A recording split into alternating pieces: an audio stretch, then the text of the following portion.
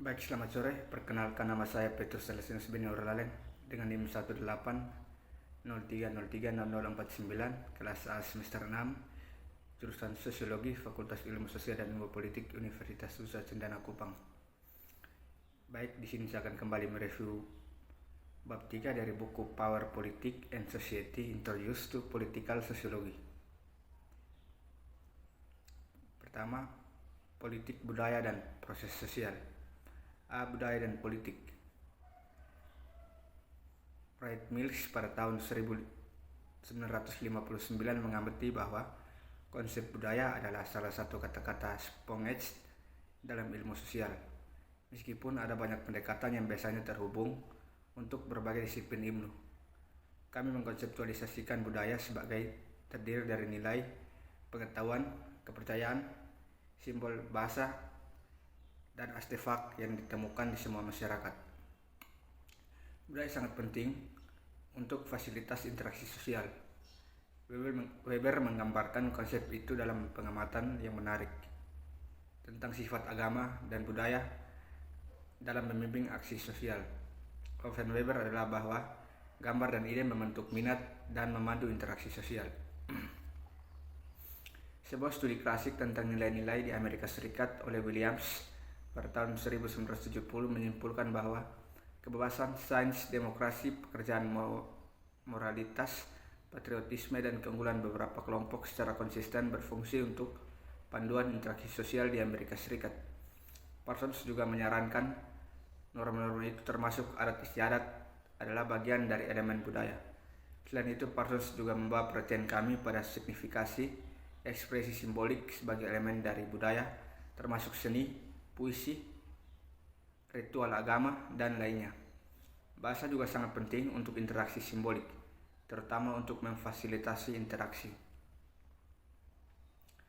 B. Kerangka politik, budaya, dan teori. 1. Pluralis. Budaya selalu memainkan peran yang penting dalam pikiran pluralis tentang politik dan kekuasaan. Pluralis memandang budaya sebagai permainan bagi kepercayaan nilai, simbol, dan orientasi yang diperlukan untuk proses politik. Misalnya, anak-anak belajar di sekolah bahwa menjadi warga negara yang baik tentunya harus menaati undang-undang serta berpartisipasi aktif dalam proses pemerintahan. Kedua, elit atau manajerial. Berbeda dengan kerangka pluralis, pendekatan elit atau manajerial menggeser penekanan dari konseptualisasikan politik ke kekuasaan konseptual yang dipegang oleh segelintir orang karena persaingan di antara kelompok-kelompok kepentingan dipandu oleh aturan yang elit. Yang ketiga, perspektif kelas. Karl Marx memperlakukan gagasan budaya sebagai suprastruktur, yaitu budaya muncul melalui hubungan ekonomi masyarakat serta divisi kelas sosial yang dipertahankan. Dalam kasus ini, budaya politik akan mencakup nilai-nilai, kepercayaan, dan ideologi yang melestarikan kapitalisme, konsentrasi kekayaan dalam kelas, kenyataan kelas kapitalis, dan kekuatan uang. Marx dan akhirnya Engels menyimpulkan bahwa setiap kelas memiliki pandangan tersendiri dalam sejarah perjuangan kelas dan tradisi yang dihasilkannya. Keempat, institusionalis. Pendekatan institusionalis lebih menekankan pada efek budaya. Penting untuk mempertimbangkan apa peran budaya dalam kontras politik sebagai kerangka kerja dalam sosiologi politik. Ada banyak konsep yang terkait pada pendekatan ini, diantaranya peran ide-ide sosial yang mempengaruhi proses hasil politik, peran para ahli dalam mempengaruhi proses politik, dan ketergantungan pada sikap atau narasi sebagai norma yang juga memandu tindakan politik. C. Sosialisasi politik. Studi awal sosialisasi politik berfokus pada sifat pembelajaran politik, khususnya pada masa kanak-kanak dan remaja. Krenstein pada tahun 1965 mengidentifikasi sosialisasi politik sebagai peran informasi politik, nilai-nilai, dan praktik-praktik yang disengaja oleh agen-agen instruksional yang telah secara resmi dibebankan oleh tanggung jawab ini. Sementara itu, Erikson, Ludbeck, dan Tedin pada tahun 1988 mengidentifikasi tahapan-tahapan berikut dalam sosiologi politik. Yang pertama, prasekolah. Usia 3 hingga 5 tahun. Pada usia ini anak-anak menjadi sadar akan dunia politik secara bersamaan. Yang kedua, anak usia dini, usia 6 hingga 9 tahun. Pada usia ini anak-anak mulai memahami dengan istilah-istilah yang sangat mendasar bahwa pemerintah dan peran presiden sangat kuat dan mirip dengan hierarki yang ditemukan dalam keluarga. Yang ketiga, late childhood, usia 10 hingga 12 tahun. Pada usia ini anak-anak mulai belajar memilih orang bukan partai sebagai nilai politik dalam birokrasi. Yang keempat, masa remaja, usia 13 hingga 18 tahun. Pada masa usia remaja ini ditandai dengan banyak hal yang mengubah untuk semua tujuan, praktik, dan kristalisasi pandangan politik. Kelima, kedewasaan politik. Pada masa ini pengaruh pengalaman hidup setelah sekolah tidak tabel dalam proses sosialisasi politik. Pemahaman dan komitmen terhadap rezim otoritas dan politik dapat dipengaruhi oleh pengalaman hidup, keanggotaan kelompok, dan penuaan. D. Ideologi, keyakinan, dan opini publik.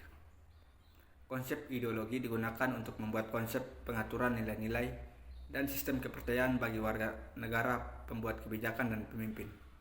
Di bidang filsafat dan psikologi sosial, ideologi telah muncul sebagai konsep yang berkaitan dengan interpretasi berbagai peristiwa atau aspek lingkungan. Tulisan Karl Marx berfokus pada ideologi sebagai suprastruktur.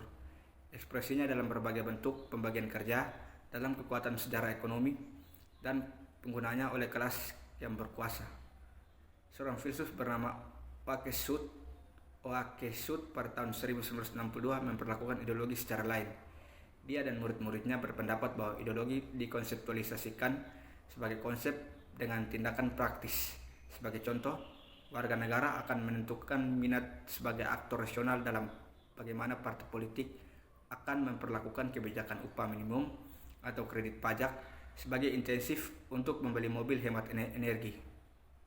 Politik dalam pengertian ini adalah daya tarik bagi tindakan sosial yang membawa perubahan dalam kehidupan rutin daripada beberapa cita-cita yang tidak mungkin terjadi. Budaya dan media politik. Media massa telah mengambil peran unik dalam budaya politik modern. Sebaliknya, media massa telah diperlakukan sebagai sumber informasi dan pengetahuan tentang kandidat politik, cara politik, dan perubahan politik global. Media juga telah dipelajari sebagai aktor penting dalam organisasi politik. Untuk konstruksi sosial, media telah dipahami sebagai kunci dalam memanipulasi kebijakan. Misalnya studi Domhoff pada tahun 2006 tentang kelas penguasa di Amerika Serikat. Domhoff menemukan bahwa media bisa mengatakan apa yang dianggap penting oleh orang-orang, tapi berita yang mereka temukan bisa mencerminkan orang-orang yang mengaksesnya. F. Budaya dan tempat politik. Salah satu proyek besar yang didedikasikan untuk memahami hubungan antara tempat dan politik serta nilai-nilai adalah milik Daniel Ellazar, yang mengusulkan model hubungan kelembagaan negara bagian federal berdasarkan konfigurasi pola nilai politik yang ditemukan di Amerika Serikat. Ellazar menggambarkan budaya politik sebagai pola khusus orientasi tindakan politik di mana setiap sistem politik tertanam. Teori budaya politik Ellazar memberikan penjelasan tentang bagaimana pola orientasi mempengaruhi struktur dalam geografis yang dibuat sebagai status. Ellazar menyimpulkan 3 pengaruh sedang kerja secara khusus. Budaya politik mempengaruhi politik karena sebagai akibat dari yang pertama, serangkaian persepsi tentang apa itu politik dan apa yang bisa diharapkan dari pemerintah. Kedua, jenis orang yang menjadi aktif dalam pemerintahan dan politik sebagai pemegang kantor pilihan, anggota birokrasi, dan pekerja politik aktif. Ketiga, cara aktual dalam seni pemerintahan dipraktikkan oleh warga negara, politisi, dan pejabat. Menurut Ellazar, dimensi budaya dari kehidupan politik ini sangat penting untuk pola federalisme di Amerika Serikat. Secara khusus, budaya politik lokal yang memainkan peran dalam membina persatuan nasional, sementara pada saat yang sama berkontribusi terhadap ketegangan sebab akibat dari konflik budaya dan politik regional. Baik, sekian dari video review saya. Mohon maaf bila terjadi salah pengucapan kata dan nama orang. Sekian dan terima kasih.